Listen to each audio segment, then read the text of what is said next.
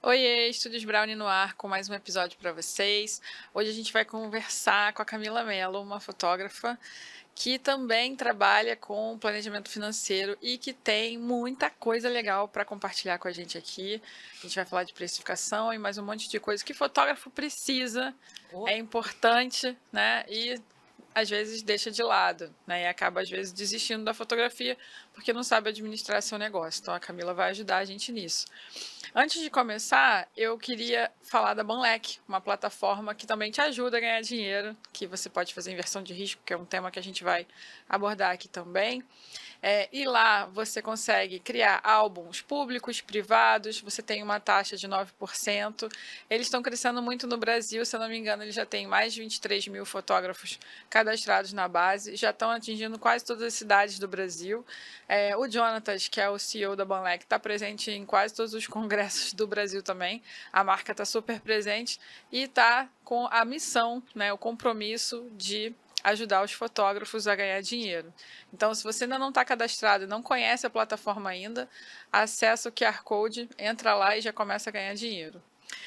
Só mais um recadinho aqui para vocês, antes da gente começar. Eu queria falar da exposição do Evandro Teixeira, que é sobre a ditadura do Chile, que tem esse livro aqui bonitão. Ela estava no IMS de São Paulo e chegou agora para o CCBB aqui do Rio. Então vale a pena você ir visitar. A exposição tá linda, tem as câmeras com que ele trabalhou na época da ditadura, tem uma máquina que ele usava para enviar as fotos para o jornal, tem muita história lá, tá muito bacana e a exposição está disponível, anotei aqui porque eu sou ruim de data, do dia 30 do 8 até 13 do 11. Então não perde, aproveita, vai lá visitar o CCBB, conhecer o trabalho desse super fotojornalista brasileiro que trabalhou muitos anos aqui no Jornal do Brasil. Tem 88 anos, é um cara com muita história, muita coisa bacana para compartilhar e é uma excelente forma de você estudar fotografia também, né? Consumindo fotografia. Então é isso. Camila, obrigada por aceitar meu convite. Estou muito feliz que você está aqui para conversar com a gente um pouquinho. eu que estou muito feliz de poder trazer esse tema, que geralmente é deixado de lado, né, em todas as os congressos e palestras. A gente fala muito de técnica, de foto, de vendas, mas ninguém fala de dinheiro, de como organizar isso. Chega um pouquinho mais. Chego. Aqui tá bom? Tá ótimo. Ótimo. Mas ninguém fala de o que faz com que esse dinheiro, como é que a gente chega no dinheiro. Então, assim, eu fico muito feliz desse espaço para poder botar muita gente aí para organizar o dinheiro. Uhum. Conta para mim um pouquinho só da sua história na fotografia. Vamos lá. Eu comecei a fotografar quando eu estava terminando a faculdade. Eu entrei em depressão. A engenharia estava me trazendo umas coisas que não estava gostando. E aí eu entrei no curso de fotografia para ter um hobby.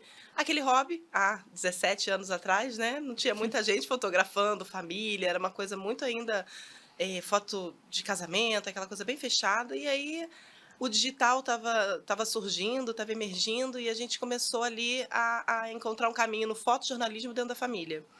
E eu peguei um mercado vazio, assim, não tinha muitos concorrentes. Tem algumas pessoas que hoje a gente ainda está junto, mas que era um mercado muito, muito, muito tranquilo. E eu curtia fotografar, ia fotografando os amigos, os filhos de amigos e tal, e a coisa foi crescendo. Aí eu me vi ali envolvida na fotografia, mas ainda presa na engenharia, terminando um mestrado, grávida da minha primeira filha, e falei, cara, eu não quero mais voltar para engenharia, não. Eu vou transformar a fotografia realmente na minha renda principal. E dali eu fui. Agora, assim, hoje, exclusivamente como fotógrafa, são 13, 14 anos. 14 anos Caramba. na fotografia aqui no Rio de Janeiro de família. É, E o, na fotografia é isso, né? É aí que eu me encaixo. e o planejamento financeiro, como é que surgiu? Planejamento. Então, como tem aí o background aqui de engenheira, né? Eu sempre tive minhas planilhas, eu ia organizando e tal, mas assim, bem ou mal, até eu escolher a fotografia como exclusividade, era um extra. Então, era aquele extra que entrava, a gente fazia o que a gente queria com aquele dinheiro, ele não era realmente um dinheiro tão importante na nossa renda familiar. Depois que eu resolvi ser fotógrafa 100%, eu comecei a pensar que eu precisava de uma organização, uma formulação de preço um pouco mais eficaz. E ali eu comecei a trabalhar nas planilhas. Mas ainda aí é meio, confesso, sabe? É uma coisa meio perdida. Mas quando chegou 2014, 2015, que a gente teve a crise do petróleo aqui no Rio, a minha agenda que antes eu fechava com um ano de antecedência facilmente, eu ficava, tipo, 2013, a agenda de 2014 estava fechada já em julho, sabe? Era uma coisa Caraca. assim, surreal, era surreal. Eu simplesmente. Era quase agenda de fotógrafo de casamento. Aham. Mas assim, era muito fácil, sabe? E aí, quando chegou 2014 para 2015, a coisa começou a degringolar. O meu marido, que é da área do petróleo, perdeu o emprego. E aí eu me vi ali com uma agenda que não estava mais lotando, com um marido que estava desempregado. No dia, na verdade, que o meu segundo filho nasceu, o Arthur nasceu, o Bernardo foi assinar o exame de demissão, né? Então, assim, foi uma Caramba. coisa bem marcante. E eu fiquei, cara, a gente agora precisa transformar isso aqui num negócio lucrativo, de verdade. E ali eu comecei a estudar mais sobre isso. Então, tem 10 anos, né? Esse período aí, tem 9 anos, na verdade. Eu comecei a estudar mais, a ler mais, a me interessar mais no assunto. Trabalhei bastante a planilha. E aí eu comecei a perceber que, cara, ninguém em volta de mim fazia algo parecido. Que tava todo mundo fotografando, tipo assim, vai no que dá, e todo mundo ferrado. Ninguém tinha grana, todos os meus amigos fotógrafos, todo mundo fotografava muito, tinha um potencial muito grande, mas ninguém tinha dinheiro. Tava todo mundo reclamando que não conseguia viajar, que não conseguia comprar um equipamento, que a câmera quebrou e não sabia o que fazer. E eu falava, gente, não, vamos lá, vamos É. sentar, vamos conversar. Uhum. E aí eu trazia o pessoal para perto. Aí a minha planilha de precificação, eu falei, eu vou começar a distribuir isso. Eu falei, não, vou começar a vender a minha planilha, porque, porra, meu trabalho do cão fazer esse negócio. E tem um potencial enorme, eu acho que eu vou mudar a vida de muita gente. Só que depois de um tempo eu percebi que a planilha não mudava a vida de ninguém, porque eu vendia a planilha, a pessoa falava, ai, que ótimo, agora eu sei o que eu vou fazer. Mas ninguém preenchia a planilha. Não usava. Ninguém Aí não usava, adianta, né? porque era uma planilha realmente robusta, com muita informação e muito rica, mas de alguma forma complexa, porque, né, é muita coisa para você fazer. Então, assim, as pessoas paralisam depois de um tempo. Ou então começam e não continuam, porque a vida passa na frente, a fotografia, a gente sabe, né, aquela empresa que a gente vai sozinha tentando liderar aquilo, aquilo vai consumindo a gente e vai deixando para o lado. Só que a gente tem que lembrar que uma empresa tem 3 pilares, né? Eu falo que tem a entrega, que é a sua foto, o que você entrega para o seu cliente, seja ela digital ou impressa, a entrega, né? O que você realmente oferece. A comunicação, como é que você fala com o seu cliente, e esses dois, eu acho que a gente tem muita gente falando sobre o assunto, né? Como você fazer uma foto boa, de qualidade, e como você vender, como você se comunicar com o seu cliente, tem muita gente falando sobre isso.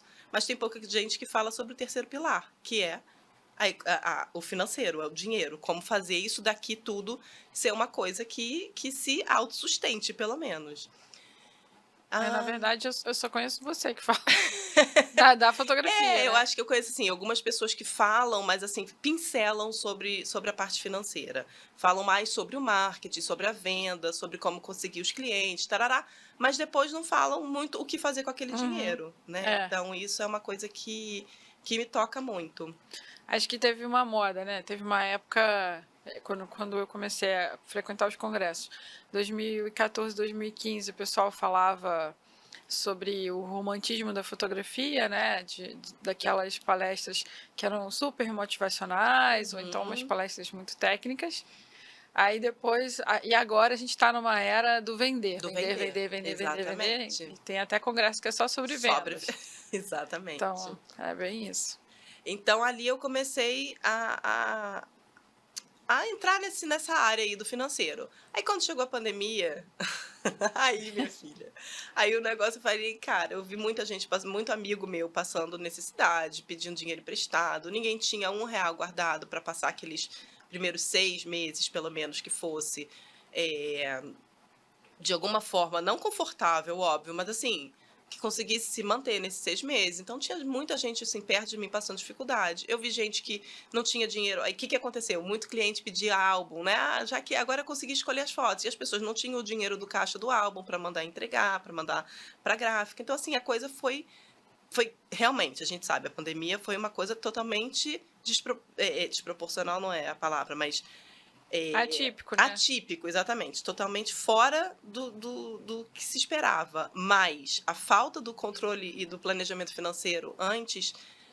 transformou isso numa tragédia muito maior para os fotógrafos, né? E aí ali eu falei, não, eu quero que todo o meu conhecimento, porque eu não passei um perrengue muito grande. Então eu falei, cara, por quê? Porque eu tive esse planejamento antes.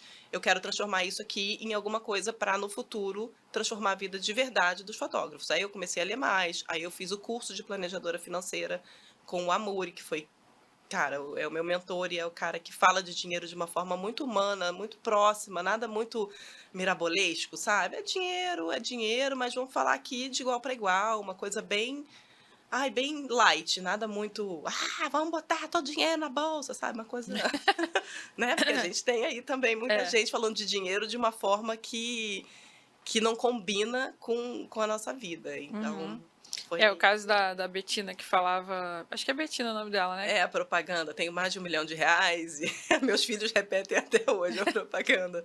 E que ela conquistou através do dinheiro, assim, ela não foi por... Bom, não quero falar sobre isso, deixa quieto. Pode falar, a gente adora uma polêmica. Mas não sei, não conheço a história dela direito, mas assim, se você olhar a história, não é bem como ela conta, né? Não é tipo com os aportes pequenos que ela falava que fazia. Tá.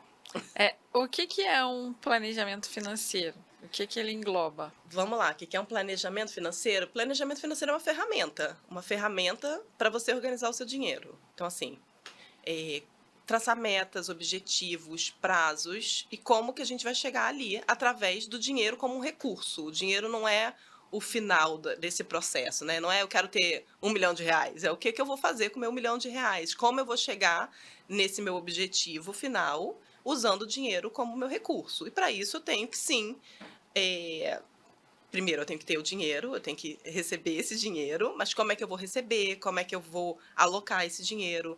Como é que eu vou reinvestir esse dinheiro? Então, todo esse processo de organização relacionada com o dinheiro é o que eu chamo de planejamento financeiro.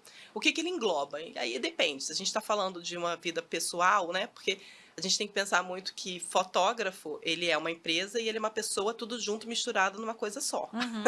É. Então, quando a gente fala de o que ele engloba, eu posso falar que ele engloba 1 milhão de coisas, assim, gestão financeira, organização de orçamento familiar, faz parte do planejamento financeiro de um fotógrafo, porque a renda dele e o faturamento da empresa estão intimamente relacionados. A gente pode falar de organização de carteira de investimentos, a gente pode falar de plano de aposentadoria, tributário, às vezes, tudo bem que a maioria das pessoas com quem a gente conversa, ou não é nem MEI, né, não tem nem o CNPJ, ou é MEI, mas tem um momento que você passa aqui do MEI pro Simples, e aí a gente tem que estudar o tributário, se isso aí faz algum sentido.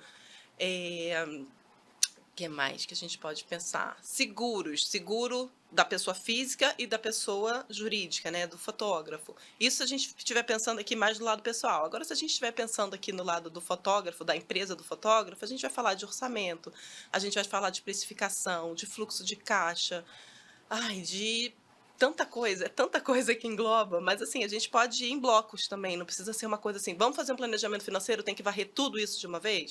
Vamos fazer em blocos, qual é a parte mais importante nesse momento? Eu preciso fazer um caixa, porque a minha empresa não tem caixa.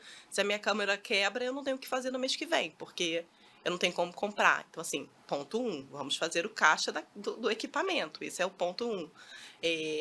Mas antes disso, eu preciso entender um pouquinho do seu orçamento familiar, provavelmente, e eu preciso entender também como é que você está cobrando, porque a precificação é um ponto muito fraco que eu vejo no mercado da fotografia. É verdade, concordo. Muito fraco. Tem uma coisa no... Eu sempre tive dificuldade de separar o dinheiro, né? Esse talvez seja o ponto 0, realmente. Aí eu falava assim, tá, tô guardando dinheiro, mas é um bolinho lá e aquele bolinho tem que atender isso, isso, isso. E aí eu ficava muito confusa com aquilo. Aí agora no Nubank você tem um negócio... As caixinhas, As né? caixinhas, acho aquilo é maravilhoso. É maravilhoso. Porque aí você coloca o valor lá e aí fica tudo organizadinho. Sim, é muito legal.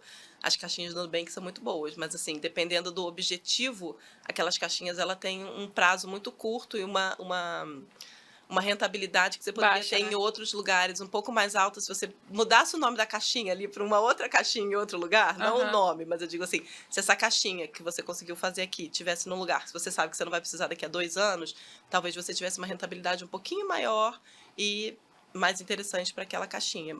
A gente está falando, às vezes, de valores pequenos, tudo bem, não tem problema, a gente está falando em caixinhas que não vai fazer diferença, mas se a gente começar a pensar em longo prazo, em dinheiros, em montantes maiores, a gente tem que pensar um pouquinho nesse equilíbrio de liquidez. O que é liquidez? Eu posso pegar o dinheiro na hora que eu quiser ou eu tenho que deixar ele lá mais 2 anos. Uhum. E rentabilidade, porque existe aí uma balança entre essas grandezas, né? Ah, legal. Na sua mentoria você também orienta sobre isso? A gente pode falar sobre isso. Se a gente conseguir chegar nessa parte, eu já tô assim achando incrível, né? Do tipo assim, quando a gente faz a mentoria, geralmente, eu tento explicar para ela que a gente tem que separar em caixinhas. Então a caixinha do Nubank funciona muito bem. Mas se ela tá falando para mim que esse dinheiro ela vai usar daqui a 5 anos para fazer sei lá, um intercâmbio do filho, aí a gente vai pensar de outra forma do que uma caixinha do Nubank. Até porque a caixinha do Nubank, ela é muito fácil também de ser acessada. Sim. Ela não tem um atrito, ela não tem uma dificuldade para a pessoa chegar lá e falar: poxa, aconteceu isso, vou pegar a caixinha do Nubank. Então, assim, eu prefiro, às vezes, proteger um pouquinho mais alguns montantes, dependendo do objetivo e dependendo do tamanho da caixinha que a pessoa tem para resolver pepino durante a vida. Aham. Porque os pepinos vão acontecer. Se você não tem uma caixa da reserva de segurança, né, da reserva de emergência, você vai tirar da onde você não deveria. Então, assim, primeiro a gente vai fazer essa caixinha aqui. E, assim, 90% das pessoas que eu atendo ainda não tem essa caixinha. Então, é difícil eu chegar numa parte um pouco mais elaborada da carteira de investimentos. Mas a gente pode conversar sobre isso, sim. Eu não posso, na verdade, indicar investimentos. Isso eu não posso. Porque o planejador financeiro não faz isso. Quem faz isso é um assessor de investimentos, tá?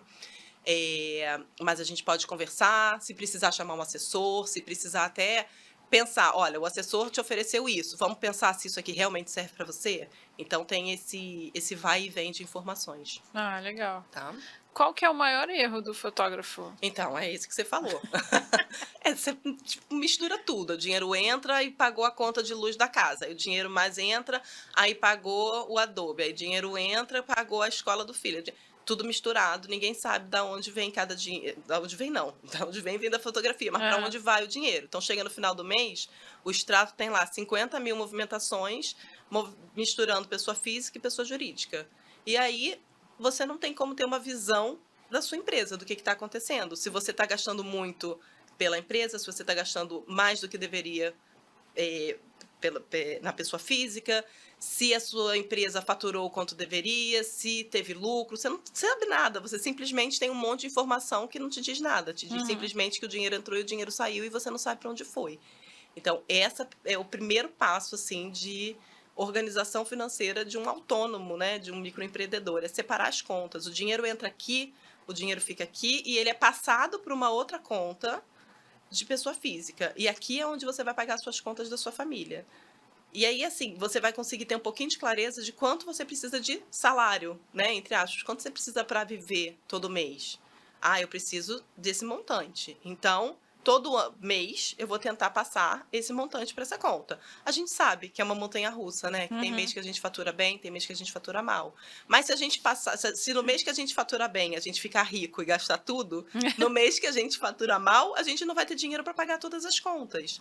Então, faz parte desse processo criar um caixa que tem ali 3, 6 meses do seu salário e dos seus gastos mínimos assim da sua empresa para que você possa num mês ruim, continuar vivendo o mesmo padrão de vida. Não dá para você ser rico num mês e pobre no outro. Você precisa de um padrão de vida minimamente equilibrado, né? E aí, para isso, você precisa estudar um pouquinho dos seus faturamentos anteriores, como é que tá funcionando a sua empresa, qual é a previsibilidade aí de dinheiro que vai entrar nos próximos meses. A gente vai fazendo esse estudo para poder ter uma vida estável e não uma vida de montanha-russa, porque é muito isso. A gente ouve, dezembro é ótimo, ótimo. Aí, o que a pessoa faz? Gasta tudo com férias, com Natal, com sei lá o que, sei lá o que. Só que chega janeiro, não tem trabalho, assim, tô falando no mercado de família, né? A gente pode falar em vários mercados. Vou falar do mercado de família, que é o mercado onde eu me sinto mais confortável. Então, chega dezembro, novembro, dezembro é muito trabalho, muito trabalho, muito trabalho. entra um dinheiro maneiro. Só que chega janeiro e fevereiro é pouco trabalho. Só que tem um monte de contas extras para pagar janeiro e fevereiro. Então, a pessoa que não se programa, ela simplesmente chega a janeiro, se endivida, ou vai ter que parcelar um monte de coisa que vai pagar juros muito altos, sabe? Então, assim, um pouquinho de planejamento já muda muito a qualidade de vida daquela pessoa. Verdade. É que a galera que tem MEI, ou como você falou, às vezes nem tem, né? Mas geralmente quem tem MEI não precisa de uma conta empresa, né? Acaba recebendo tudo na sua Tudo conta. bem, mas não precisa ser uma conta PJ. Você pode ter 2 PFs. Por muito tempo eu tive 2 contas de pessoa física e hoje em dia não tem desculpa, porque as contas digitais, elas são gratuitas, você não É. paga nem para isso. Então, abre no Nubank, abre no Inter Não uma tem taxa, conta né? e recebe ali no seu CPF, tá tudo bem. Tudo bem que, assim, dependendo do montante, pode dar problema na receita, mas aí isso é outro problema. E passa para outra conta que você movimenta mais, para sua conta do Itaú, do Banco do Brasil, o que seja, entendeu? Mas assim, tenha contas separadas, não precisa ser uma PJ e uma pessoa física, simplesmente 2 contas. Já facilita essa visualização do que está acontecendo, do dinheiro que está entrando. Você vai olhar, poxa, entrou tanto aqui, desse tanto eu passei o meu salário. Pô, esse mês não deu para passar o salário todo. O que eu vou fazer? Eu vou passar o que der e mês que vem, que vai ser melhor, eu vou guardar na caixinha para o outro mês, quando for ruim, eu conseguir passar todo o meu salário, sabe? Uhum. Sabe? É só uma organização, é só uma questão de estruturação bancária nesse sentido. Então, assim, não precisa ter PJ? Não precisa, mas precisa ter clareza. Certo. Tem você estava falando assim, eu vou fazer todos os trabalhos, vou ficar rica e naquele mês, depois no outro mês eu tô pobre. Tem um conhecido meu que ele me pediu um orçamento para festa infantil. Primeiro ele falou assim, me indica alguém. Aí eu falei, bom, ele não quer que eu faça, né? Aham. Aí eu indiquei uma pessoa. Aí daqui a pouco ele voltou, ele falou, Ana, você não quer fazer? Aí eu falei, posso fazer, mas eu achei que você não quisesse. Porque você pediu pra indicar alguém, né? Aí ele falou, não, é porque eu queria que você aproveitasse a festa, mas eu acho que dá pra fazer as duas coisas, né? Aí eu, Não. mais ou menos, assim, eu não vou conseguir, mas não tem problema nenhum eu fazer a festa, eu vou adorar.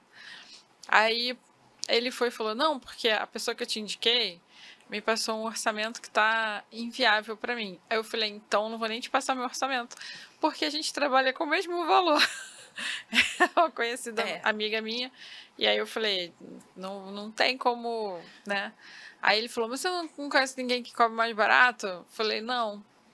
Aí ele virou e falou, mas poxa, se você fizer 4 festas dessa no mês, você vai ganhar mais do que eu. Aí eu falei assim, então, só que nem sempre eu faço 4 festas no mês, né? E você tem que... Aí ele, pô, mas por 4 horas. Aí já começa a negociação. Nossa, Aí eu falei, não, é que não são só 4 horas, né? A gente tá 4 horas lá na festa, mas tem mais um tempo que a gente tá fora tratando essas fotos para te entregar, tem todo um trabalho. Aí fui explicando tudo para ele, ele, não, entendi, não quero desvalorizar seu trabalho. Nunca querem, né? Mas sempre desvalorizam de alguma forma. Então a minha pergunta é, quando a gente recebe... Porque ele, pelo menos, falou, assim, abertamente, né? Sim, mas ele é um amigo, como você falou, né? Então, existe um canal aí de comunicação mais aberta. Sim. Só que, assim, na maioria das vezes, a gente conversa com a cliente, né? A maioria são mulheres. Aí a gente manda o orçamento, né? Conversou, já entendeu como é que vai funcionar, manda o orçamento. E aí ela fala assim, vou falar com meu marido. Aí tem até memes na internet da pessoa recebendo a resposta do marido já velho, já com uns 80 anos, né? Porque ficou esperando, né? Sim. E ela nunca mais voltou. Como é que a gente faz com esse cliente? Bom, vamos lá. Eu acho que aí a gente tem vários assuntos para falar, que é o segundo calcanhar de Aquiles ali do fotógrafo, que é a precificação, para começar. Então, geralmente, quando a gente manda uma proposta com um preço que a gente não está seguro sobre ele, a gente não consegue também defender aquele preço ou defender aquela estratégia e acaba que a comunicação vai e a pessoa fala que vai falar com o marido e você vai, tá bom, fala com o marido, passa para a próxima porque sabe que perdeu aquela cliente, né? Então, assim, eu acho que falar com o marido é uma forma da cliente falar meio que não está interessada, né? Geralmente é isso que acontece. Quando a pessoa fala que vai falar com o marido, eu falo assim, tá ótimo, eu entendo, seu marido tem que participar, faz parte. Eu vou fazer o seguinte, eu vou reservar a sua agenda por um dia aqui, a sua data por um dia, e aí amanhã eu entro em contato para saber o que vocês resolveram. Porque assim, eu já tô dando um deadline para ela falar logo com esse marido, e amanhã quem vai tomar a iniciativa de voltar a falar com ela sou eu. Não Uhum. vou esperar ela falar com o marido, porque é isso, senão eu vou ficar sentado esperando. Pode ser que no dia seguinte ela fale, Camila, não, obrigada, eu já fechei com outra pessoa. Mas pode ser que quando eu retome essa conversa, que eu estou tomando a iniciativa, ali é quem tá no domínio agora sou eu. Quem tomou a iniciativa sou eu, então eu que vou dominar. Você falou com seu marido, ele achou muito caro, deixa eu explicar. E aí você vai começar a justificar o seu preço, obviamente não falando, olha, deixa eu te explicar, minha câmera custa 20 mil reais e tarará. Não, olha aqui, eu tô no mercado há tanto tempo, meu diferencial é esse. Você viu com outro fotógrafo?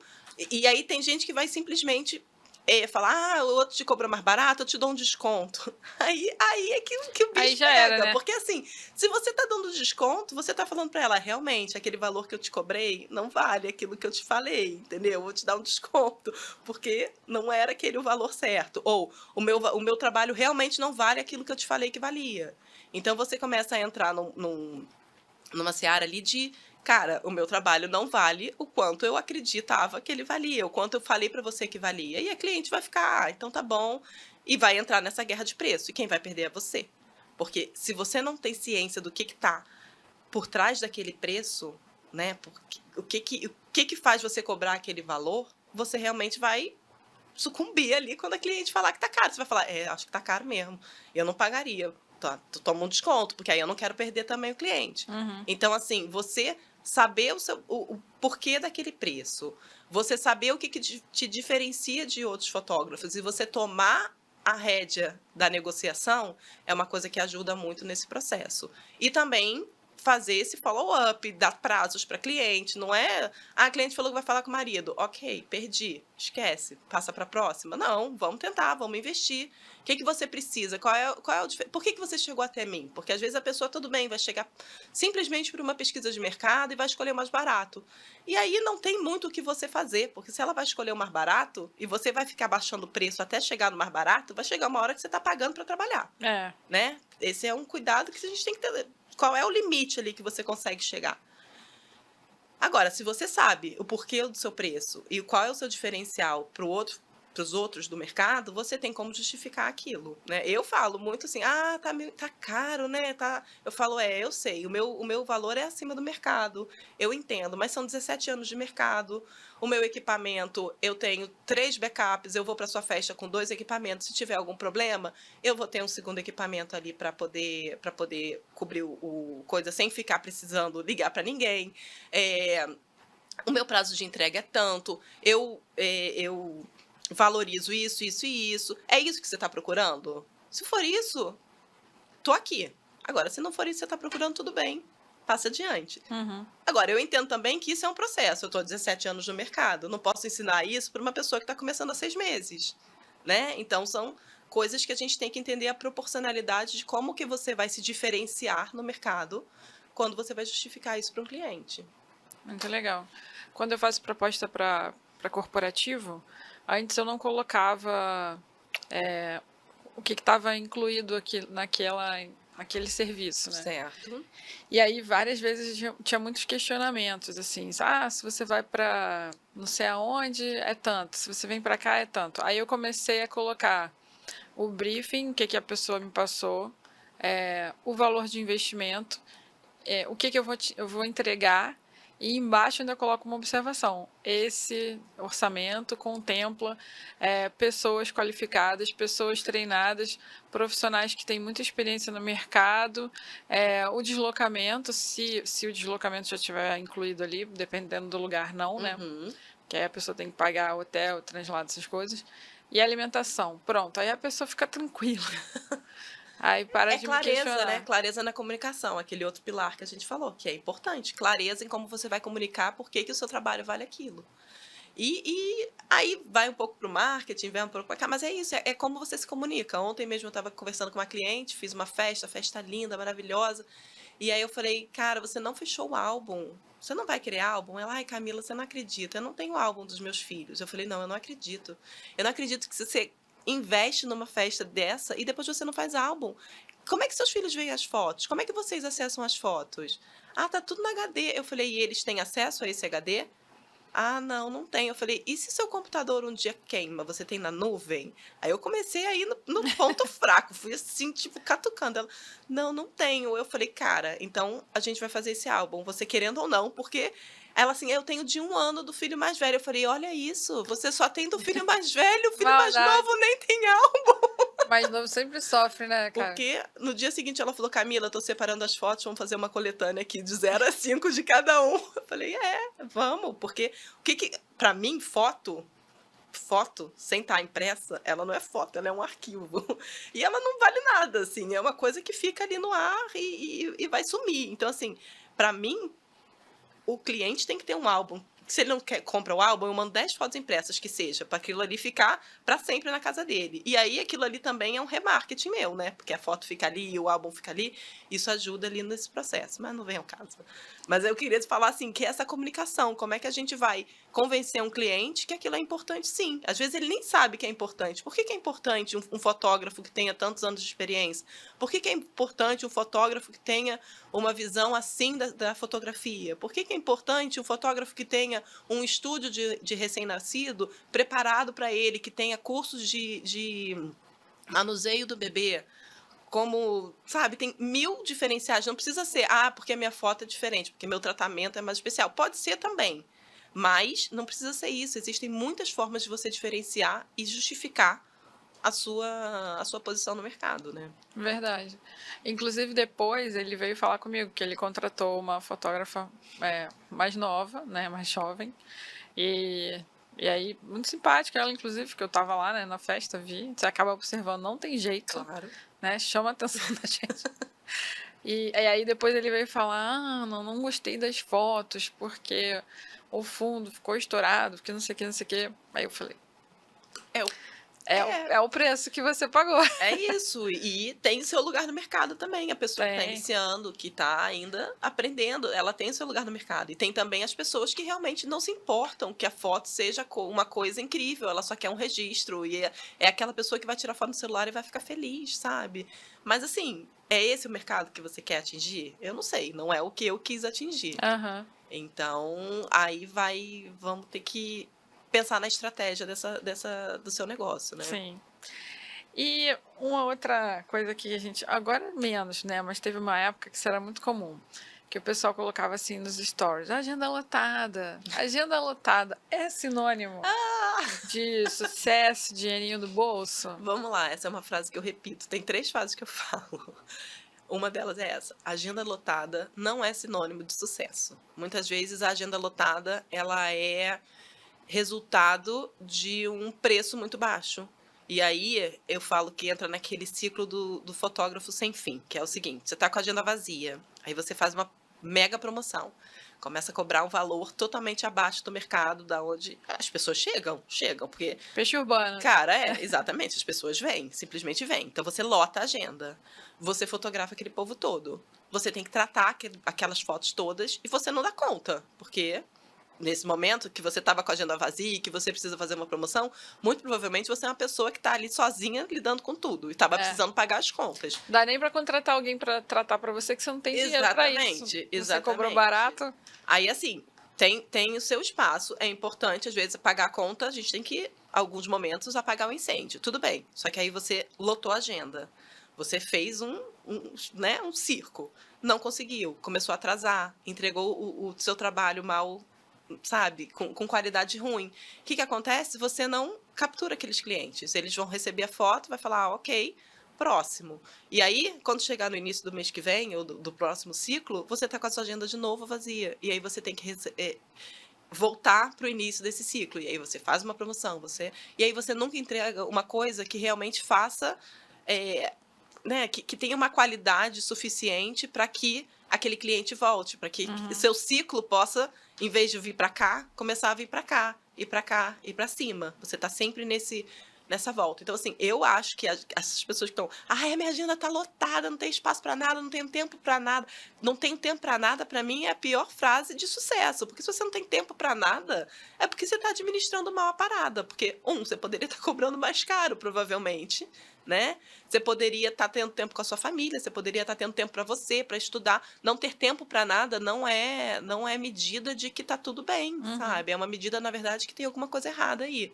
Então, a precificação faz parte desse processo de agenda lotada. Eu conheço muita gente que está com a agenda lotada e que não ganha R$ 1, porque assim, até o investimento que faz para lotar a agenda, né, de tráfego, de marketing e tal, às vezes o dinheiro que ele recebe é simplesmente para pagar isso.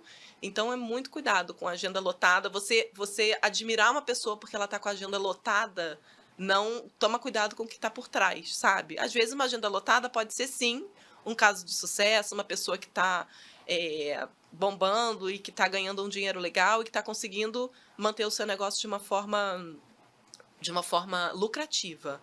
Mas, às vezes, na maioria das vezes, o que eu vejo são pessoas que estão lotando a agenda e entregando um trabalho meia boca e voltam para esse ciclo de novo, Uhum. né? A sensação que eu tenho quando você faz uma promoção dessa, um descontão desse, que não é o seu preço normal, que aquela pessoa só comprou pelo valor, Pelo preço, pelo né? preço, e que ela não é teu cliente, que ela não vai voltar, né? Porque a hora que você voltar pro seu preço normal, ela não fecha com você, ela vai ficar Exato. esperando a promoção. E eu acho assim, às vezes você tem uma estratégia, você tem uma coisa pontual, você tem um, um ensaio, um produto diferenciado para lançar. E aí você quer começar a lançar aquele produto, você tem uma estratégia definida. A gente vai lançar esse produto por um preço mais baixo, a gente vai fazer uma promoção. Quando a gente tem estoque, por exemplo, se eu sou um lojista e eu tenho estoque, promoção faz sentido, porque eu preciso. Estoque custa caro. Mas assim, a gente está vendendo hora de serviço. Então, quando a gente faz uma promoção muito banal, assim, você está falando que a sua hora vale pouco, vale menos do que ela valia. Então, assim, se não for uma coisa estratégica para lançar um novo produto, para anunciar uma alteração ou coisa assim, eu acho muito perigoso, tá? Esse negócio de ficar dando desconto, promoção e sai. Você pode fazer coisas pontuais no ano. Olha, aqui vai ter um ensaio que só acontece uma vez por ano, que é um ensaio por esse preço, porque. E aí justifica, porque eu vou fazer um outro projeto assim, assim, assado. Mas tem que ter uma estratégia por trás. Tem um livro que chama O Seu Cliente Pode Pagar Mais. É algo assim. O nome é mais ou menos isso. E aí ele falava dessas redes, né? A gente está falando vou falar de estoque agora, mas só para a gente entender. Dessas redes de mercado americana, que uma cobra, era aquela tudo a um dólar. Uhum. E aí as outras lojas, assim, cara, vamos começar a baixar o preço para concorrer com ela, vamos começar a baixar o preço para concorrer com ela. E aí baixavam. E aí o que acontecia era que essa loja de $1 aqui, ela tinha, como ela sabia que vendia com muita quantidade e muito rápido, ela tinha contratos com os fornecedores muito de longo prazo, ela pagava muito a longo prazo, ela tinha contratos que ela tinha muitos descontos com os fornecedores, então por isso ela conseguia manter aquela loja de $1. As outras lojas, que eram lojas até que investiam no design da loja, que tinham outros investimentos, elas começaram a tentar concorrer com aquilo ali, só que os custos delas eram completamente diferentes do custo da loja original. E todas quebraram. Basicamente todas quebraram, porque elas não conseguiam fazer o mesmo negócio com o fornecedor. Elas pagavam mais caro pelo produto. Então, assim, essas todas quebraram e ficou a loja de $1. Vamos lá, moral da história. Eu devo ser uma loja de $1? Se você vai ser uma loja de $1, ou seja, se você quer cobrar barato pelo seu serviço, você tem que ter a sua estratégia muito bem alinhada e saber exatamente o que você está fazendo. Saber exatamente o que você está fazendo. Agora, se você é uma loja de design, se você é um fotógrafo que tem um trabalho diferenciado e quer concorrer com uma pessoa que está cobrando muito barato, você vai fechar, porque você não vai aguentar o tranco. E você tem um investimento muito mais alto no seu negócio do que essa pessoa, sabe? Então, toma muito cuidado com isso. Eu adorei a história, porque funciona muito pro fotógrafo, né? Que o fotógrafo vai lá e pergunta quanto que você tá cobrando? E aí ele vai estar com o mesmo preço, não sabe nem se aquilo ali vai funcionar para a empresa dele ou não. Exatamente. Essa questão da precificação me pega muito, muito forte. Quando eu converso com fotógrafos, é um dos pontos que eu mais gosto de falar, é precificação. Como é que você chegou no seu preço? Como é que as pessoas chegam no preço? A maioria chega perguntando pro coleguinha quanto que ele tá cobrando, né. Exatamente. O fulano tá cobrando 1.000. Eu acho que eu vou cobrar então 900, que fica mais barato, e aí eu pego os clientes dele, entre aspas, né. É. Só que assim, o que que tá por trás dos 1.000 dele? E o que que tá por trás dos seus 900? Então assim, a pesquisa de mercado faz parte sim do processo de precificação. A gente tem que saber quanto é que as pessoas estão cobrando. Mas assim, antes disso, existe uma outra etapa.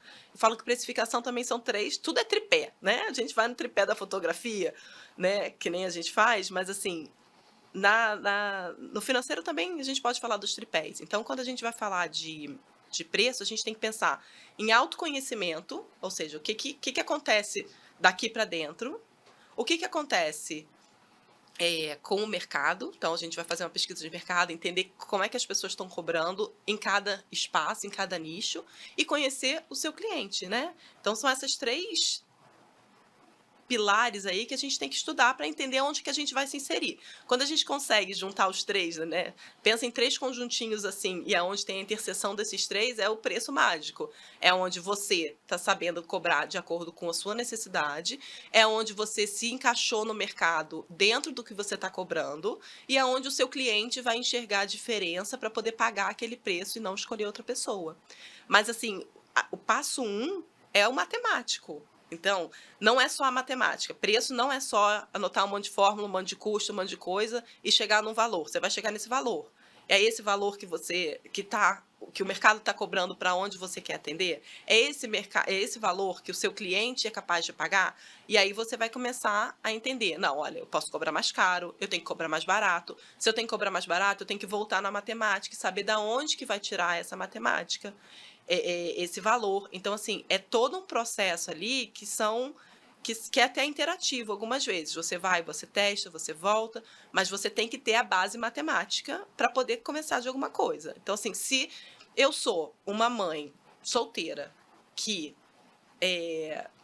banco a casa com 3 filhos, tem um estúdio, e eu tô querendo concorrer com aquela pessoa que fotografa, mas que tem um segundo emprego, e que a fotografia é quase que uma renda extra, que tem um estúdio em um outro bairro que não tem nada a ver com o meu. E aí eu comparo o meu trabalho e o meu preço com o dela, vai dar ruim, porque a conta não é a mesma, sabe? Então eu tenho que ter um valor inicial para saber ali até onde que eu posso ir. Até se a Aham. pessoa me pedir o desconto, eu vou saber, olha, daqui para cá eu posso mexer um pouco, se for uma venda estratégica para mim. Mas daqui menos do que isso eu não posso, porque menos do que isso eu estou pagando para trabalhar, sabe? Então assim, tem a pesquisa de mercado e ela é importante na precificação, mas ela não é o único recurso. E ela, na verdade, não é nem o primeiro passo, ela é tipo o terceiro passo desse processo.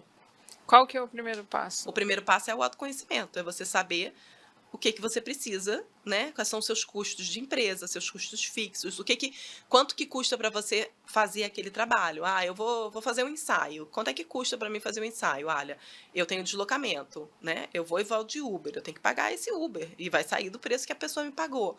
Eu tenho o cenário que eu vou fazer todo ensaio, eu faço um arco de bola, eu tenho que botar isso no meu preço. Eu entrego 10 fotos impressas e um pendrive. Quanto é que custa isso? Então, às vezes tem gente que cobra um valor que quando tira todo esse custo variável aqui já não sobra nada, né? Já sobra tipo R$ 100.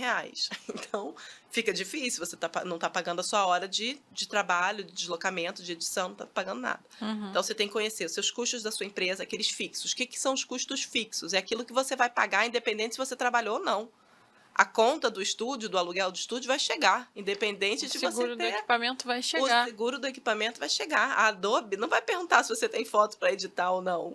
Quem dera que se a gente pagasse só no mês que a gente tivesse foto para editar, gente. Não é? O contador, se for o caso de uma empresa maior, você tem que pagar ele todo mês, independente se você trabalhou ou não. O seu funcionário que te ajuda, você também tem que pagar. Então, tem contas que, independente de você ter trabalhado ou não, você tem que conhecer e tomar ciência, e elas fazem parte do seu preço. E o seu salário, porque você, apesar de ser o dono da empresa, você também trabalha para ela. Então, o seu tempo dedicado à atividade que você está fazendo, que no caso é a fotografia, também tem que ser remunerado.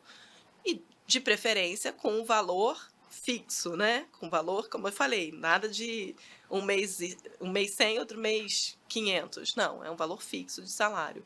Você tem que levar em consideração o seu equipamento, que ele está depreciando, você tem que trocar do seu equipamento de tempos em tempos, a gente sabe que a câmera, ela tem um tempo de vida, então depois de um tempo a gente tem que comprar um equipamento novo, a gente tem que trocar até a tecnologia, porque, cara, a coisa tá numa velocidade que se você fica lá com a câmera que você tinha de 10 anos atrás, você tá obsoleto às vezes, sabe? E você ainda tem que ter dinheiro pro caixa, que é aquela coisa que eu falei, ter o espacinho gordinho A para reserva. meses ruins, exatamente. E aí eu ainda entro com uma pitadinha assim Ó, vamos sofrimento. mais um pouquinho, que é pensar na aposentadoria, Ana. É uma coisa que me pega muito. Como as pessoas não têm o menor planejamento para o futuro. Então, assim, quem fotografa casamento, quem fotografa criança, sabe que depois de algum tempo, a gente não aguenta o tranco, cara. É físico, é um trabalho físico, sabe? Correr atrás de criança, levanta, abaixa, tarará. O joelho chega uma hora que fala, não consigo mais. E você fica realmente ultrapassado. Se você pensar nas famílias que você está atendendo, você vai ficar, de alguma forma, defasado. Assim, imagina um cara de 70 anos fotografando uma festa de criança. Não combina. É É. possível? É possível. Mas, assim, também eu imagino que não seja o desejo das pessoas que trabalham com festa de criança ficar fotografando até os 70. E se a gente pensar que hoje a nossa expectativa de vida é cada vez maior, a chance de você morrer aos 50 é muito menor do que a chance de você chegar aos 100 anos. E aí, quem vai pagar suas contas quando você estiver lá com os 80 e não conseguir correr atrás daqui? Eu ainda botei 80, tá? Que eu fui boazinha. Mas, assim, pra mim, depois dos 60, meu joelho não vai aguentar, não. Eu tenho ciência disso. Eu já fico toda dolorida quando eu faço festa infantil. Sabe? Qual é o plano para quando a fotografia não tiver mais... o seu físico não for mais... Ou a sua disposição ou a sua vontade não for mais sair para fotografar um evento desse. Qual é o seu plano? Do que você vai viver? Quem não tem MEI, não tem nem um plano de INSS. Tudo bem que o MEI é um salário mínimo. Tudo bem, mas eu já acho que é um começo, sabe? É. Mas a pessoa não pensa que na precificação dela também tem que ter aposentadoria. Porque se ela estivesse trabalhando com carteira assinada, tinha uma parte que a empresa estava pagando a aposentadoria dela. Então, assim, é um assunto que me toca muito, muito, muito, muito. É isso, a pessoa nem calcula, né? Não. Ai, meu Deus. Vamos falar de uma coisa boa. Inversão de risco. Inversão de risco é coisa boa. Vamos lá. Eu acho que pode ser. Não, pode ser uma também estratégia tá. para alguns trabalhos. Talvez não todos. Eu uso a inversão de risco em um trabalho bem específico, depois eu chego lá. A inversão de risco, ela é sim uma estratégia, mas de novo, é aquela estratégia, você tem que saber bem o que você está fazendo. Porque quando você está falando de inversão de risco, você consegue, no geral, um ticket bom. Mas, assim, quando você está falando de inversão de risco, muitas vezes você está vendendo 1 a 1, né? Você está vendendo foto a foto. Então, assim, tem que tomar muito cuidado com esse volume. Qual é o volume que você é capaz de atingir nessa inversão de risco? Às vezes tem gente que faz a inversão de risco de forma errada. Simplesmente bota lá, vem aqui no estúdio, vamos fotografar, tarará, e você depois, se você gostar, você compra as fotos. Só que assim, o estúdio, o cenário, tarará, tem todo um investimento por trás disso. E aí quando você faz uma inversão de risco, a pessoa que é aleatória, que você nem focou essa propaganda para aquele público específico, você botou um público qualquer. Vão umas pessoas lá que realmente vão comprar uma foto, ou às vezes não vão nem comprar, só vão olhar a foto, vão se sentir felizes de ter olhado, e você vai ter ficado no prejuízo porque você investiu um dinheiro naquele processo. Então, assim, se você vai fazer uma inversão de risco com investimento, você tem que saber muito bem o que você está fazendo. 2, tem uma possibilidade de você cobrar um preço mínimo e depois você vender a foto extra, que não deixa de ser uma inversão de risco. Isso funciona muito bem. Ou 3, você vai fotografar num volume muito alto para você poder ter realmente um retorno legal. Eu acho que existem nichos que isso funciona muito bem. A fotografia de eventos. A Banlec, por exemplo, tem exemplos de muitos fotógrafos que estão nessa área de esporte, por exemplo. Ontem mesmo, meu marido foi correr na lagoa e ele falou, olha que legal. Aí ele abriu o site da Banlec e eu falei, Ah, eu conheço, eu tô testando aqui o negócio pra escola. Ele: "Você conhece?" Eu falei: "Conheço". Ele: "Nossa, achei muito chique", que estava ele lá correndo todo feliz. Eu falei: "Tá vendo?". Então, assim, o cara ali já fez uma venda, porque é um nicho bem específico e bem legal e Aham, bem que não assim, exige o investimento da hora de trabalho dele, existe o investimento do equipamento, né, mas não existe um investimento que quero dizer do tipo, eu criei um cenário marabolesco para fazer uma inversão de risco. A aham. inversão de risco, nesse caso, ela tem que ter um patamar ali de risco, não todo. Mas eu fotografo na escola, tem um projeto escolar que eu fotografo documental na escola. E aí a pergunta era, eu vendo isso antes para os pais, do tipo, olha, vou estar na escola, você gostaria que eu fotografasse seu filho?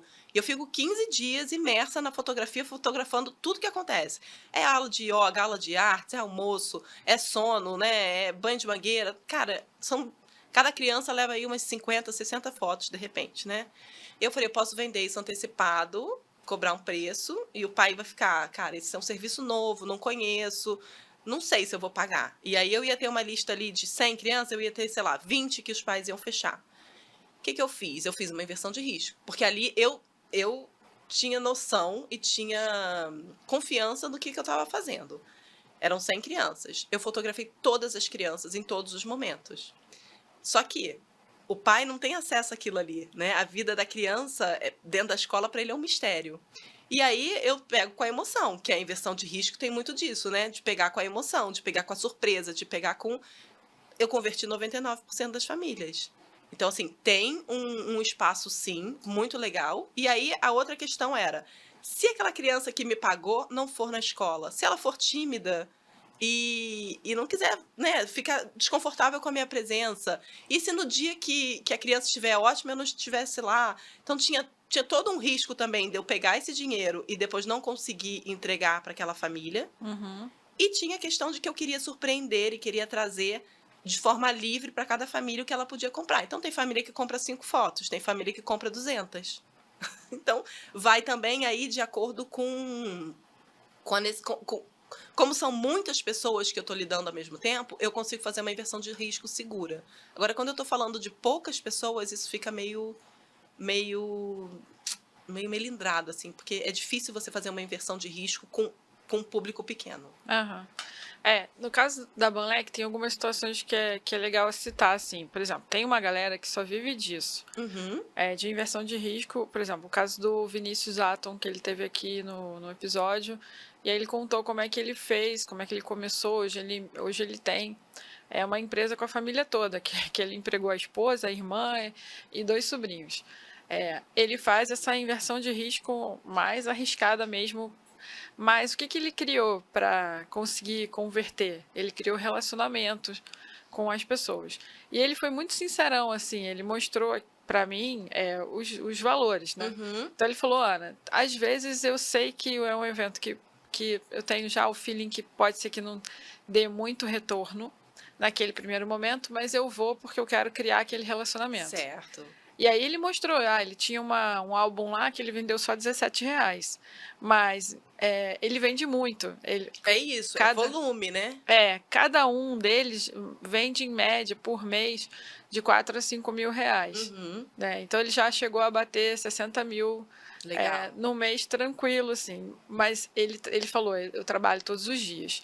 Tem um outro perfil na Banlec que é uma galera que entende isso como um extra. Então ele tem os jobs deles, Ok. as coisas já programadas, e quando ele está no tempo livre, que é o caso da Mariana Brochado, que é uma ex-atleta de natação, ela trabalha com fotografia de família, faz muita festa infantil, e aí no tempo livre dela, da semana, que ela não está tratando foto, que ela não tem Uhum. nenhuma demanda, ela vai para a praia ou vai para um outro ponto com uma relação também, Com a né? pessoa, sim. Com aqueles atletas que ela já conhece, aquela grupo, aquele time que ela já conhece para fotografar.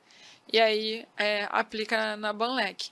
E tem uma outra inversão de risco que eu gosto muito, que eu vi a Dani Justus fazendo, e acredito que outras fotógrafas devem fazer também. Ela tem estúdio, e aí ela faz a inversão de risco, mas ela tem uma taxa. É a inversão de risco controlada, né, que eu É, falei, você tem um piso ali para você saber que não vai ter prejuízo. ela tem uma taxa inicial para você chegar no estúdio para ser fotografado, que essa taxa contempla, deve ter os custos fixos do estúdio, mais o valor de maquiagem, que ela tem uma Uhum, profissional que trabalha com ela.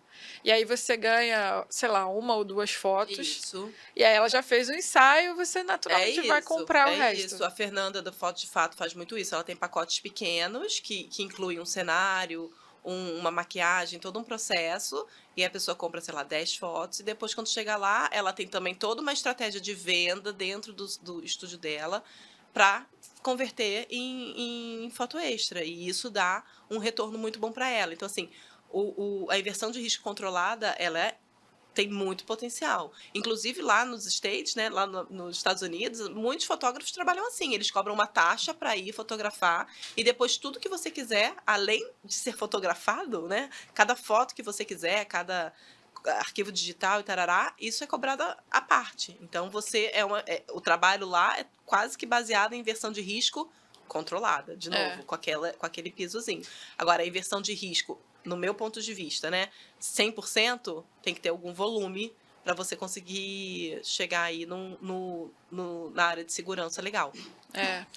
Eu tenho feito isso com a Boneck para alguns eventos onde a pessoa fala assim para mim: Ah, mas eu só preciso de Sim. mais 10 fotos, mais 20 fotos, né? Aí eu falo: Não, beleza, então vamos fazer o seguinte: a gente faz um contrato e você vai me pagar referente a 20 fotos, né? Então Certo. o valor é tal, a taxa é tal, e aí o restante eu coloco lá na Sim. plataforma E você compra. e você compra se quiser. Aí a pessoa fala: Nossa, mas é isso tudo só por 20 fotos. Aí ela já repensa, né? Sim. Se vale a pena realmente fechar por foto, porque por foto vai sair mais caro. Uhum. Ou se ela vai comprar por a valor hora mesmo, Sim, sabe? sim, é legal isso, dá uma margem aí até para o cliente entender essa diferença. Mas eu falo que essa fotografia escolar que eu faço é um faturamento altíssimo, altíssimo, né? É, e agora eu vi que a Valec tem o negócio do reconhecimento facial, então eu tô doida para testar esse ano com a escola, porque vai facilitar de uma forma, nossa, imensurável isso na minha vida. É bizarro. Nossa senhora, tô doida para testar. A gente testou no Foto em Rio e a galera, até os fotógrafos, Não, já pois estão é, acostumados com tecnologia, ficavam encantados. mas como artifício para isso, né, para escolha de fotos de grupos, isso é muito legal, muito legal. É, Eu não tinha ainda presenciado, assim, experimentado isso, então vai funcionar muito legal. Tô doida é para verdade. testar. Não, é muito prático. Não tem coisa que melhor. E o desconto? É possível aplicar desconto? Então, acho que foi mais ou menos aquilo que a gente falou, né? O desconto é possível? É possível. Se você souber o que você está fazendo. E se você não usar o desconto como bengala para conquistar aquele cliente o tempo todo. Então, assim, às vezes é um cliente que você sabe que ele é importante para você, que é um cliente antigo, só que você mudou o preço. Cara, tem alguns pontos onde o desconto faz algum sentido, sabe? Mas assim, você precisa ter noção do que você está fazendo. Então, assim, um desconto. Por que fulano cobrou mais barato? Ou, cara, qual é o desconto? Até onde eu posso ir com o meu desconto? Para quê?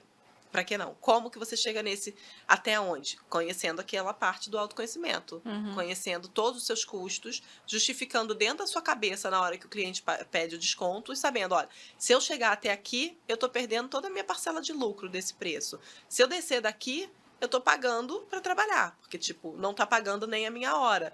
Eu vou abrir mão da minha porque assim, quem vai ser prejudicado na verdade é você, porque todas as contas você vai ter que pagar. Então quem vai receber menos no final é você.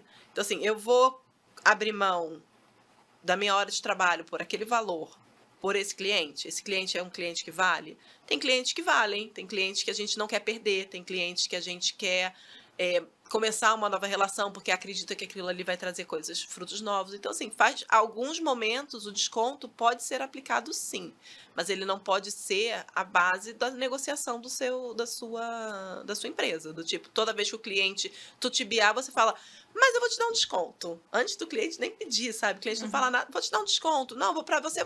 Então, por que você escolheu aquela pessoa para dar o desconto? Ela não pode ser a sua forma de se comunicar, de que o seu trabalho é bom. Ela simplesmente tem que ser estratégica. Eu não gosto de dar desconto, não gosto. Trabalho com uma clientela que tem dinheiro, então, assim, não acho injusto dar desconto. Então, às vezes, quando a cliente vem chorar, eu ofereço assim, então vamos fazer o seguinte, eu te dou um álbum sanfona, eu te dou um sei lá o quê, eu te dou alguma coisa, eu te dou um negócio que custa para mim um valor que para ela tem um valor agregado muito maior e que para mim na gráfica custa barato. Que é um produto, E né? ela sai da negociação achando que ela ganhou alguma coisa, porque é muito isso, né? O desconto às vezes é muito cultural. A gente pede desconto. Quando você vai comprar alguma coisa, você ganha um desconto, você não gosta? Eu Uhum. gosto. Tipo, a gente gosta de ser enganado de alguma forma. Não é cashback, é milhas, é um monte de coisa Eu ia te que perguntar do cashback. que faz você acreditar que você tá levando alguma vantagem. Aham. E que depois, quando você vai, sei lá, outro dia também tava acho que foi na Líder. Não, você vai ganhar 30% de cashback de tudo que você comprar. Eu falei, caraca, 30%? Mas eu vou ter que comprar de novo, né? Aí, não era só comprar de novo, você tinha que comprar de novo e o valor que você comprasse tinha que ser, sei lá, se você tinha 100% de cashback, você precisava comprar no mínimo R$ 300. Então, assim, não fazia muito sentido no final. Eu ia ter que comprar um monte de coisa que eu não precisava só para poder usar meu cashback. E aí você fica naquela noia assim de, cara, eu tô ganhando, eu preciso gastar. É tipo, eu vou comprar no cartão aqui porque eu vou ganhar milha. E no final você nunca consegue trocar as milhas. Então, assim, faz parte do nosso desenvolvimento aqui cerebral gostar de estar levando alguma vantagem. Então, às vezes, você oferecer um brinde, você oferecer alguma coisa, ou até você, se você quiser usar o desconto com base aí da sua comunicação, você bota um preço alto, quando o cliente pede, você dá um desconto. E aí, mesmo assim, você está lucrando. Não gosto, sabe? Uhum. Mas é uma possibilidade. Pensar que o cliente gosta dessa postura de estar ganhando alguma coisa. Eu não gosto de dar desconto, eu gosto de ou ofereço alguma coisa ou justifico o meu preço.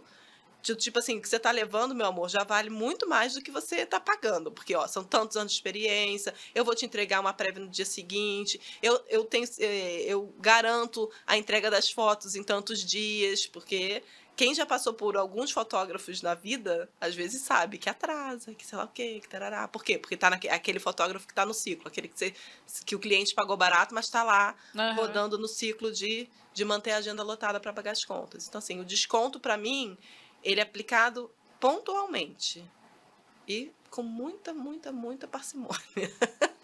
E o cashback, você acha que é a mesma coisa que desconto? Eu acho que o cashback, na verdade, ele pode ser mais estratégico, porque você já está com aquele gancho na mão, do tipo, olha, só que você tem que saber o que você está fazendo. Então, você vai chamar o cliente pelo cashback, mas entendendo que você tem controle total da situação. Né? Diferente do desconto, que às vezes você é pego de surpresa, dá o desconto, não sabe quanto dá, entra na guerra de preço e acaba entrando numa área ali meio turbulenta do seu financeiro. Quando você fala do cashback, eu entendo que você já sabe o que você está fazendo. Então, você fez todo um processo aqui financeiro para entender quanto que você precisa cobrar aqui para que esse cashback não saia de graça, entre aspas, né? Que ele está sendo pago de alguma forma, seja em prospecção, por exemplo, porque às vezes é o dinheiro que você ia investir de alguma outra forma no marketing, você está investindo no cashback, mas assim, ele é muito mais controlável do que um desconto. Mas também não sei aonde, sei lá, o limite ali desse cashback, né? Mas, de novo, é isso, é uma questão de negociação e de linguagem do cliente, né? Entendi. Bom, se eu não quiser dar desconto, você já me explicou como é que eu falo de forma bacana. Bacana nunca é, mas De mas uma forma fofinha. de forma, né, assertiva, do tipo, por que que meu preço vale tudo isso? Sinto muito. E É isso aí, aí. assim, você vai perder alguns clientes nesse caminho? Provavelmente você vai perder.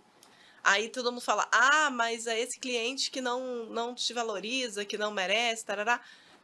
Cliente é sempre cliente, então vamos tentar converter. Mas se você perder, vai perder. Então, assim, vamos tentar alinhar essa comunicação aí para que isso seja o mínimo possível. Uhum. O que eu preciso para precificar? O que você precisa para se precificar? Então, custos fixos da sua empresa. Vou falar termos um pouquinho mais técnicos, né? Aqueles que eu falei um pouquinho antes. O que você paga na sua vida, todo mês, que você só paga porque você é fotógrafo? Então, se eu hoje desisto de ser fotógrafa, vou voltar pro CLT. Não vou mais pagar o seguro da câmera, não vou mais pagar o contador, não vou mais pagar o Depreciação. Adobe, não vou mais pagar o Pixelu, não vou mais pagar parará, parará, parará, parará. Todas essas contas que entram na minha conta, no meu orçamento todo mês, porque eu sou fotógrafa. Tenho que conhecer quanto custa fazer cada um dos meus pacotes. O que eu entrego? Quanto é que custa sair para fotografar cada um desses meus pacotes aqui que eu estou vendendo? É o transporte, é o pendrive, é a foto impressa, é o álbum, é o cenário. O que mais que a gente pode falar? É o bolo do Smash the Cake, é o fotógrafo freela que vai fotografar para você, é o editor, porque você só paga quando você trabalha, você paga o editor por trabalho. É o diagramador do álbum. É o diagramador do álbum. Então, o que cada pacote precisa para ele acontecer, tá? Então, a gente já falou de custo fixo e custo variável. A gente precisa saber sobre o seu equipamento, né? Então, a gente pode pensar, cada festa eu clico tantos, a minha câmera perde tantos reais. Eu prefiro pensar o seguinte, quanto que eu preciso ter para comprar uma câmera em tanto tempo?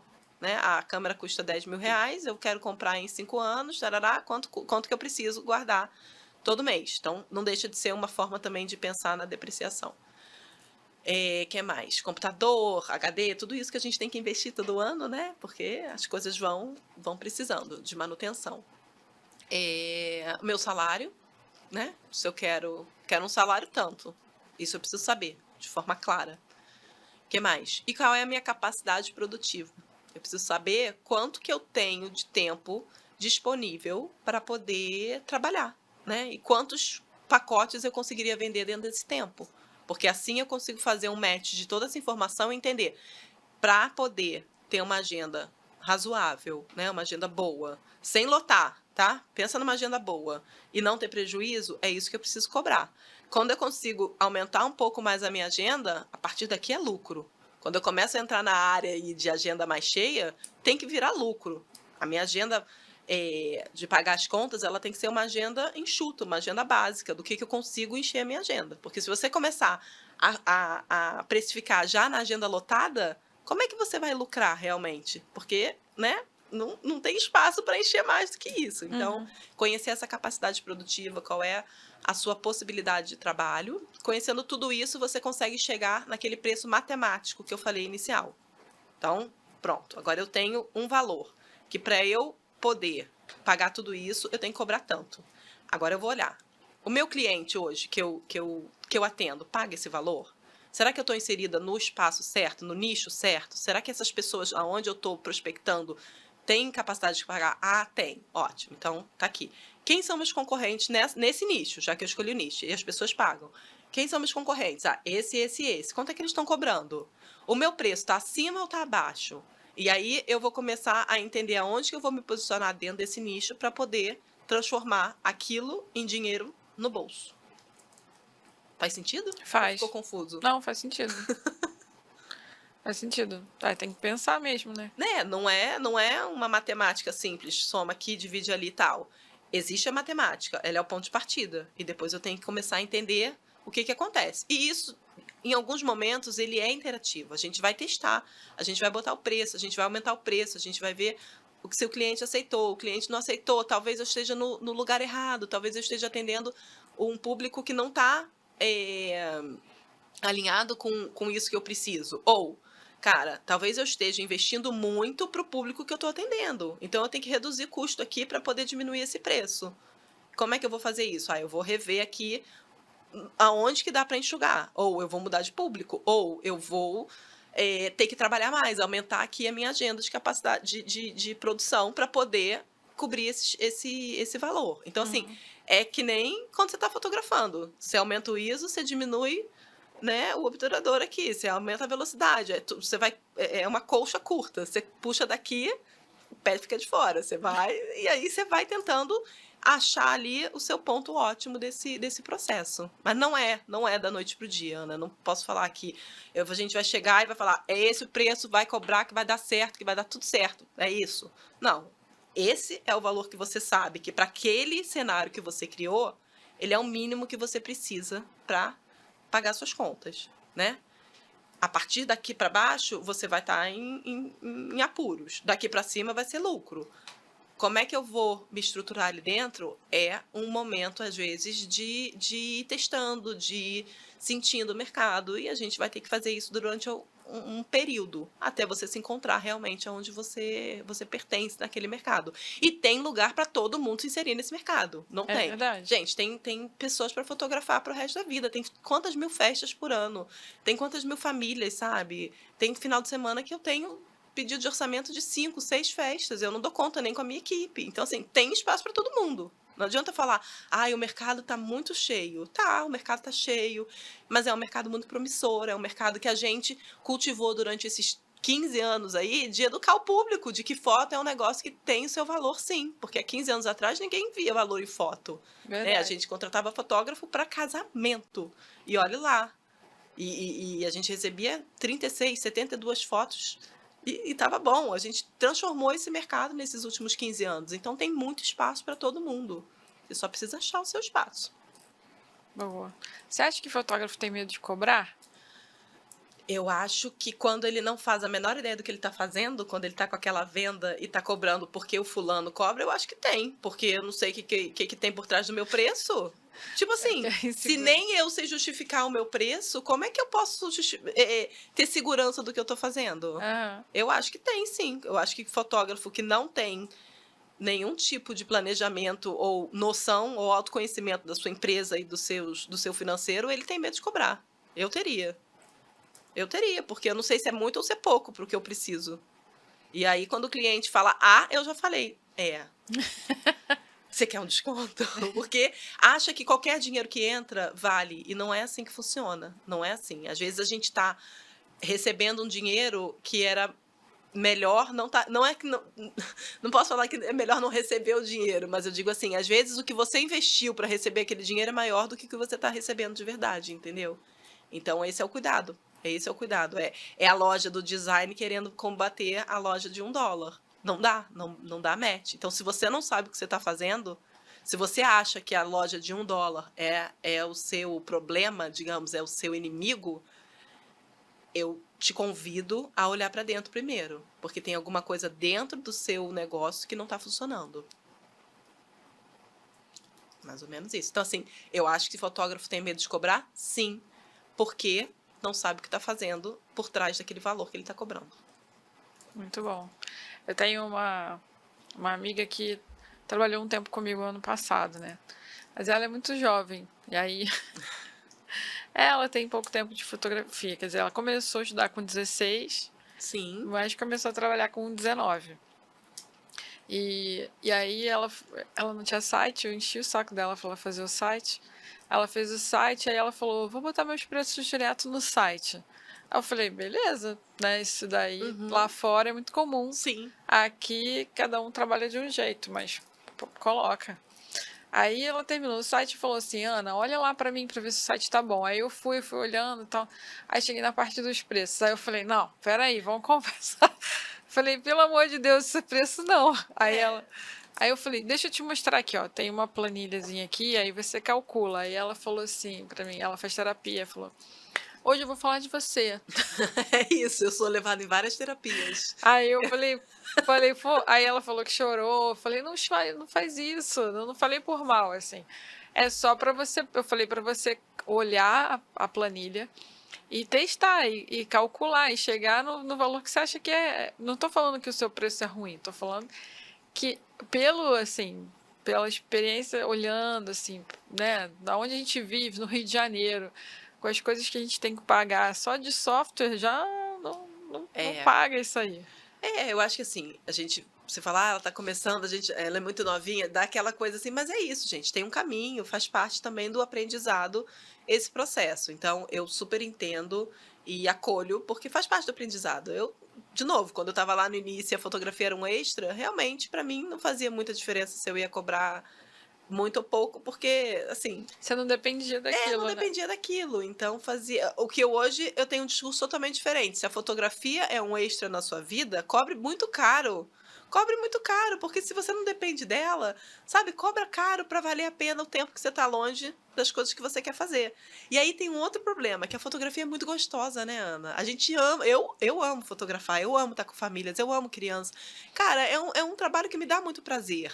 E a gente sente uma culpa também de misturar dinheiro com prazer, porque o dinheiro tem todo aí uma carga negativa, né? Do tipo, ai, não, mas eu tô sendo gananciosa, eu tô sendo. Eu posso. Não, não tem problema, eu gosto muito de fotografar, então tá tudo bem cobrar barato. E não é assim. Acho até que as pessoas já sabem disso e abusam de você. Abusam, exatamente. Porque isso já aconteceu comigo. Eu tive uma cliente, foi indicação de uma amiga. Aí a gente fez o contrato. O primeiro ano ela pagou direitinho. O segundo ano eu mandei o contrato e ela me enrolou, não assinou o contrato. E pagou só uma parcela, que eu coloco no contrato que eu preciso receber tudo até o dia do evento. Uhum. Aí ela pagou só uma parcela e aí eu cobrando ela, né? Toda sem graça de cobrar.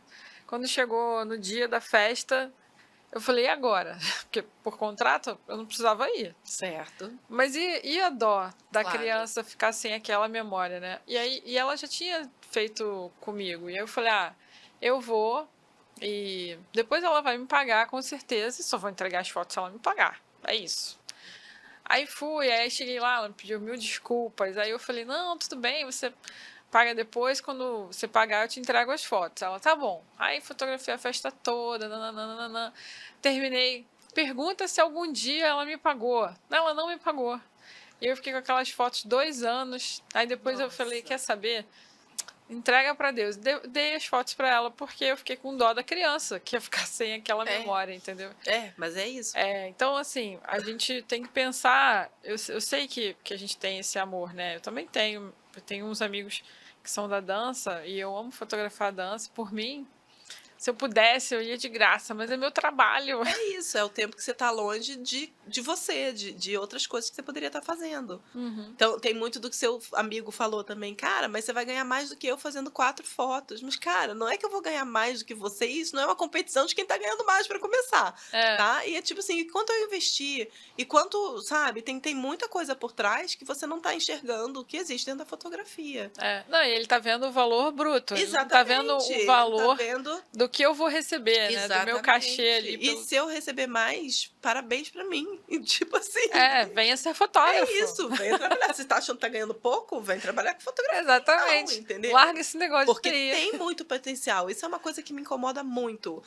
É em todo palco que a gente se vê de congresso, gente, fotografar é incrível, é maravilhoso, tarará, mas não dá dinheiro, mas é difícil, mas tarará. Cara, é difícil, assim como toda outra profissão, sabe? Para você se destacar e ficar milionário na fotografia é difícil?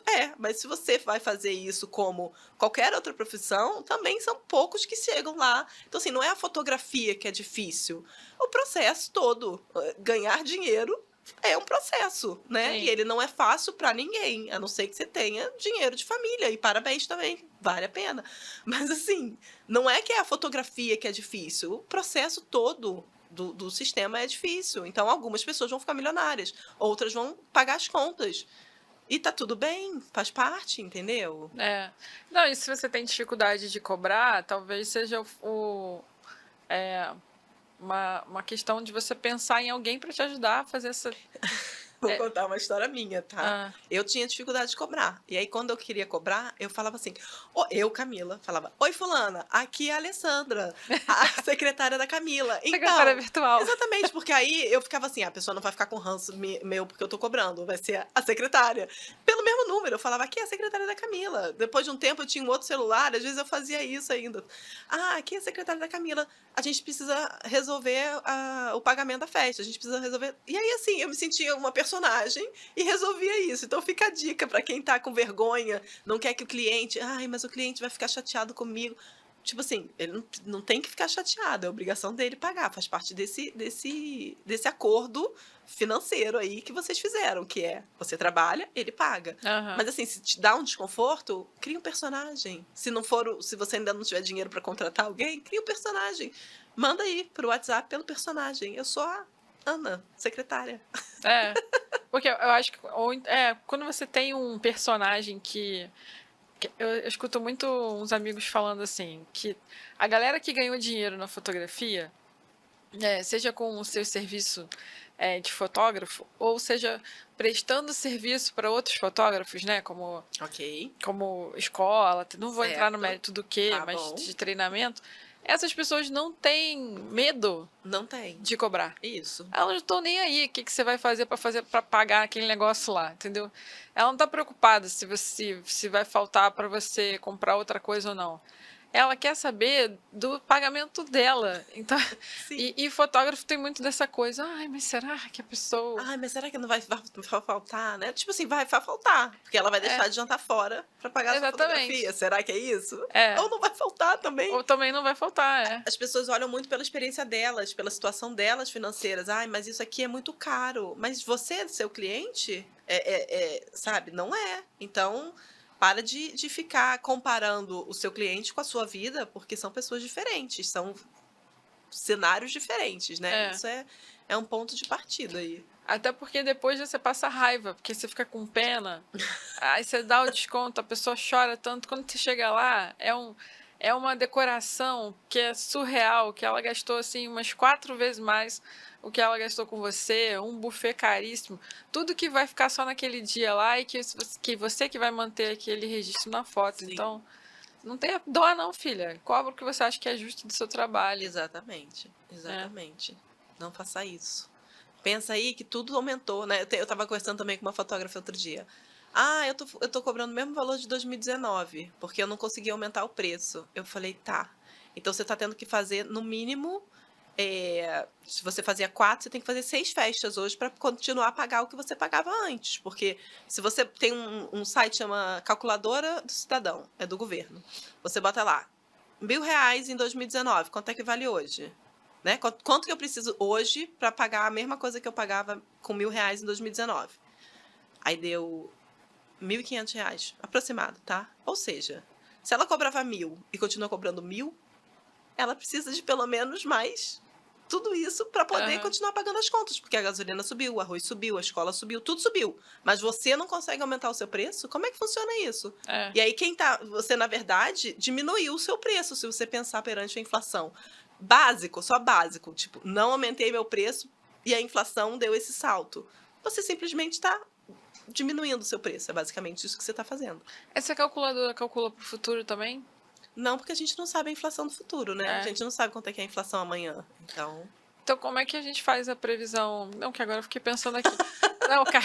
Sobre inflação, a gente pode pensar em rentabilidade. Isso a gente pode levar para valor futuro.